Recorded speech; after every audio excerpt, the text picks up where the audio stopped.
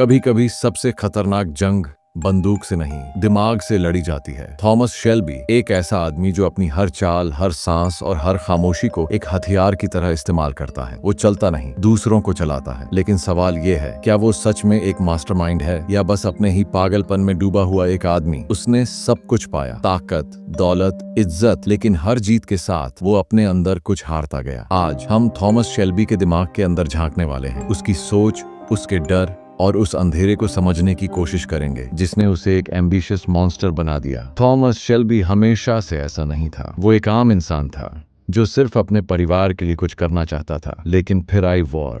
France की trenches ने उसके अंदर कुछ तोड़ दिया और कुछ बना भी दिया। उसने मौत को इतने करीब से देखा कि अब जिंदगी भी उसे डराने लगी। जब वो वापस लौटा तो कुछ बदल चुका था। उसके चेहरे पर वही ठंडापन जो किसी की आंखों में सिर्फ तब आता है जब वो सब कुछ देख चुका हो। अब उसके लिए कंट्रोल ही एकमात्र इलाज था। हर केओस के जवाब में उसने एक स्ट्रेटेजी बनाई। पीकी ब्लाइंडर्स सिर्फ एक गैंग नहीं थी, वो उसके टूटे हुए दिमाग का एक ऑर्डर सिस्टम था। थॉमस अब सिर्फ जी नहीं रहा था, वो हर हालात को मैनिपुलेट करना सीख चुका था। और यहीं से शुरू हुआ उसका अंधेरा खेल। थॉमस शेल्बी के लिए कंट्रोल बस एक आदत नहीं थी, वो उसकी थेरेपी थी। जंग के बाद जब जिंदगी बिखर गई तो उसने सीखा, अगर मैं सब कुछ कंट्रोल करूं तो कुछ भी मुझे तोड़ नहीं सकता। वो अपनी इमोशंस को कंट्रोल करता था, अपने लोगों को, यहाँ तक कि अपनी किस्मत को भी। और यही बन गया उसका सबसे बड़ा झूठ, क्योंकि जो इंसान सब कुछ कंट्रोल करना चाहता है आखिर में खुद अपने ही दिमाग का कैदी बन जाता है। साइकोलॉजी में इसे कहा जाता है लोकस ऑफ कंट्रोल, यानी इंसान को लगता है कि हर चीज उसी के हाथ में है। लेकिन थॉमस के लिए ये थियरी हद से आगे बढ़ चुकी थी। जब कोई उसे चुनौती देता, वो स्ट्रेटेजी नहीं बदलता, वो खेल ही बदल देता था। किसी के इमोशंस से खेलना, सिचुएशंस को अपने हिसाब से मोड़ना, ये उसके लिए सर्वाइवल बन चुका था। और धीरे धीरे वही सर्वाइवल उसकी आइडेंटिटी बन गया। थॉमस शेल्बी धमकी नहीं देता, वो बस देखता है और सामने वाला टूट जाता है। उसकी ताकत उसके शब्दों में नहीं थी, उसकी खामोशी में थी। वो जानता था डर हमेशा चिल्लाने से नहीं, कभी कभी सिर्फ ना बोलने से भी पैदा किया जा सकता है। ये वही टेक्निक है जिसे साइकोलॉजी में कहते हैं साइलेंस इफेक्ट। जब आप बोलना बंद करते हो, दूसरा इंसान अपनी ही सोच से डरने लगता है। थॉमस हर बातचीत को एक साइकोलॉजिकल गेम मानता था। वो लोगों की कमजोरियों को सुनता नहीं था, ऑब्जर्व करता था। चाहे वो पॉली हो,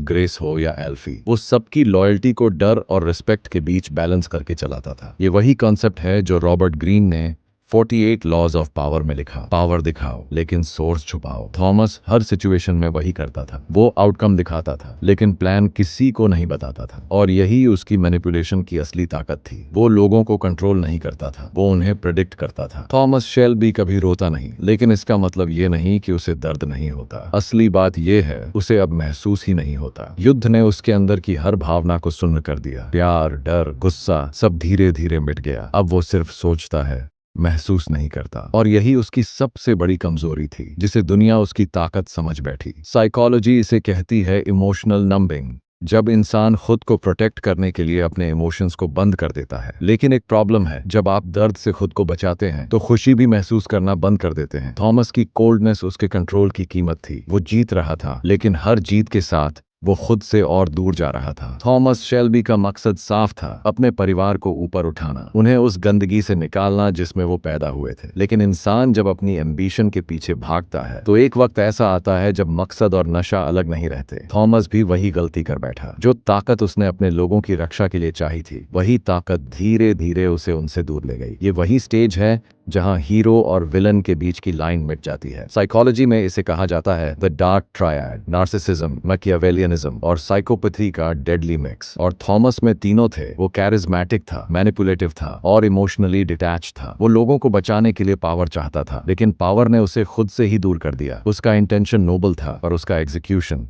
प्योर डोमिनेशन बन गया। और यहीं से एक मास्टरमाइंड एक मॉन्स्टर में बदल गया। थॉमस शेल्बी एक ऐसा आदमी जो अपनी हर चाल पहले से देख लेता है, लेकिन अपनी ही गिरावट नहीं देख पाया। वो दूसरों को कंट्रोल करता रहा, पर अपने अंदर के केओस को कभी काबू नहीं कर पाया। साइकोलॉजी इसे कहती है फंक्शनल मैडनेस। जब इंसान पागल भी हो और फिर भी परफेक्टली ऑपरेट करे। बाहर से वो जीनियस दिखता है, शार्प माइंड, काम फेस, रूथलेस फोकस, लेकिन अंदर लगातार चल रहा है गिल्ट, ओवरथिंकिंग और सेल्फ डिस्ट्रक्शन का तूफान। उसके दिमाग में हर जीत एक नया जख्म खोलती थी। वो सोचता था कि कंट्रोल उसे बचा लेगा, पर सच ये था कंट्रोल ही उसकी एडिक्शन बन चुका था। थॉमस शेल्बी एक हाई फंक्शनिंग मैडमैन था। उसकी ब्रिलियंस और उसका ब्रेकडाउन दोनों एक ही दिमाग से पैदा हुए थे और शायद यही उसे डेंजरस बनाता था। थॉमस शेल्बी कोई काल्पनिक राक्षस नहीं है, वो उस हर इंसान की छवि है जो अपनी एम्बिशन में खुद को खो देता है। वो इस बात का सबूत है कि ताकत हमेशा इंसान को नहीं बचाती, कभी कभी वही ताकत इंसान को खुद से दूर कर देती है। हम सबके अंदर एक थॉमस शेल्बी है जो कंट्रोल चाहता है, रिस्पेक्ट चाहता है और इस दुनिया को अपने हिसाब से चलाना चाहता है। फर्क बस इतना है कि कुछ लोग उस अंधेरे को रोक लेते हैं और कुछ उसे अपनी पहचान बना लेते हैं। थॉमस शेल्बी जीत गया था, लेकिन उस जीत की कीमत थी खुद की तबाही। वो मास्टरमाइंड भी था और मैडमैन भी, क्योंकि कई बार सबसे एम्बिशियस दिमाग सबसे ज्यादा बर्बाद होते हैं। ये था थॉमस शेल्बी का दिमाग, एक ऐसा आदमी जिसने दुनिया को हरा दिया लेकिन खुद से हार गया। अब सवाल तुमसे, क्या थॉमस शेल्बी एक मास्टरमाइंड था या बस एक वेल ड्रेस्ड मैडमैन? जवाब जो भी हो, सच्चाई ये है, अंधेरा हर किसी के अंदर होता है। फर्क बस इतना है, कोई उसे छिपा लेता है और कोई